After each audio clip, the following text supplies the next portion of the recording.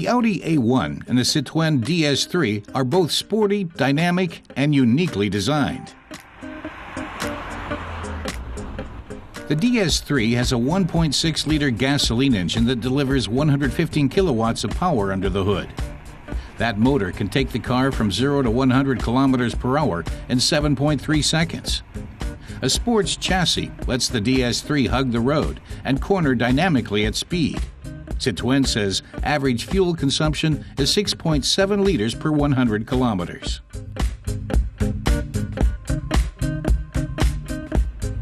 The Audi's driven by a 1.4-liter 90-kilowatt TFSI engine. The compact shoots from 0 to 100 kilometers per hour in 8.9 seconds. Audi says, on average, the car consumes 5.3 liters of fuel per 100 kilometers. The Audi takes curves with elegant agility as well because, in addition to the car's unusual designs, both manufacturers advertise their models as dynamic and sporty. Car tester Mattes Kuret says they took the cars to the ADAC Safety Center in Grevenbroich to find out if they could hold up to the hype. The slalom course is the first test, says Mattes. Both compacts have already proved themselves in normal driving conditions. A slalom around the cones is a chance to discover just how sporty they really are. Let's start with the Audi A1.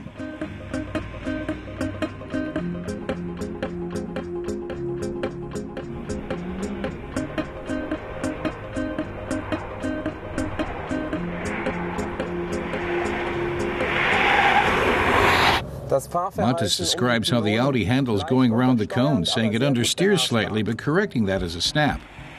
So the A1's put in a convincing performance on curves. Now it's the DS3's turn.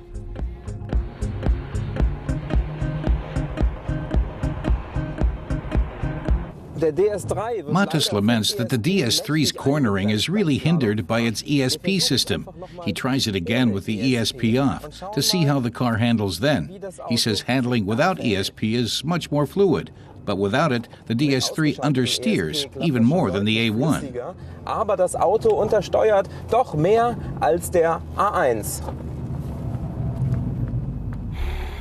Audi clearly won the first point. Test 2, says Mattes, is acceleration. This time, it's Citroën first. The compact reaches a final speed of 93 kilometers per hour on the 100-meter test track. Then the Audi roars up to the start. But its bark is bigger than its bite. Despite the growl, it's at least 10 kilometers per hour slower than the Citroën. Mattes says that what the Audi gained in the slalom, the Citroën picked up in the acceleration test. That's down to 25 kilowatts more power that the Citroën can deliver. Now it's on to test 3, braking. The Citroën is first up again. The Sportster accelerates to 80 kilometers per hour. Then it's time to slam on the brakes. The Audi isn't far behind.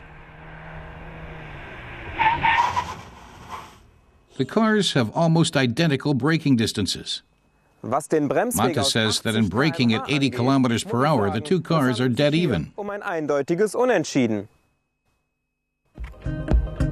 They're each given a point, meaning it's a 2-2 draw. Design becomes the deciding factor. As everyone knows, beauty is in the eye of the beholder. The Citroën counts on individual design elements to attract attention. The brawny front end says sport, as does the splash of chrome trim on the doors. The distinctive tail lights are somehow reminiscent of the VW Polo, and buyers can pick the roof color they like.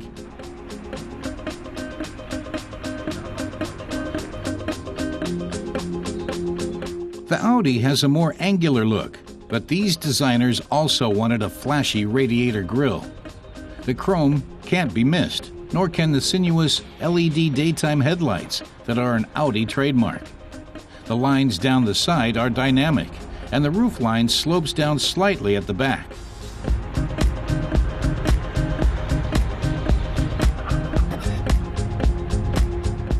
The back of the A1 has been altered slightly. It's been equipped with LED taillights, featured on its bigger Audi counterparts.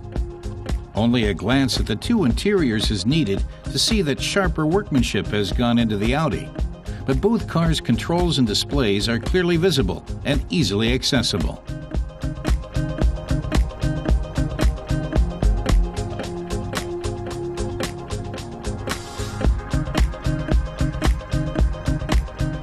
And both vehicles feature comfortable seating.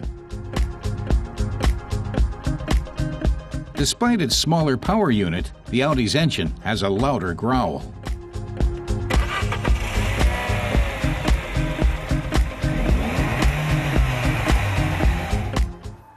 Mata says they've saved the biggest and best for last, trunk space. The Citroën DS3's trunk is quite acceptable, he says, but that's not the case with the Audi A1. Our tester says you can't really call it a trunk, it's more like a box. Too bad for the A1. The